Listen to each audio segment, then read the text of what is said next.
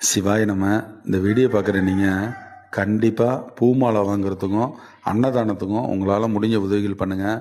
இந்த சுவாமிக்கு பார்த்தீங்கன்னா 12/2/2026 வியாழக்கிழமை காலையில் 9 மணிலேருந்து 10:30க்குள்ளே சுவாமிக்கு பிரதிஷ்டை விழா நடைபெறுகிறது.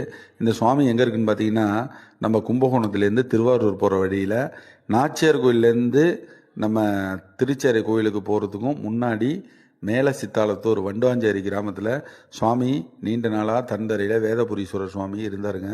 அவருக்கு நம்ம பீடங்கள்லாம் அமைச்சு சுவாமி அது ரொம்ப கம்பீரமாக உயரமான பீடங்கள் கட்டி வச்சு அதுக்கப்புறம் பார்த்திங்கன்னா அந்த கோவிலில் வந்து விநாயகர் முருகன் இல்லை, விநாயகர் வள்ளி தேவின முருகன் சிலைகள்லாம் வாங்கியிருக்கோம்.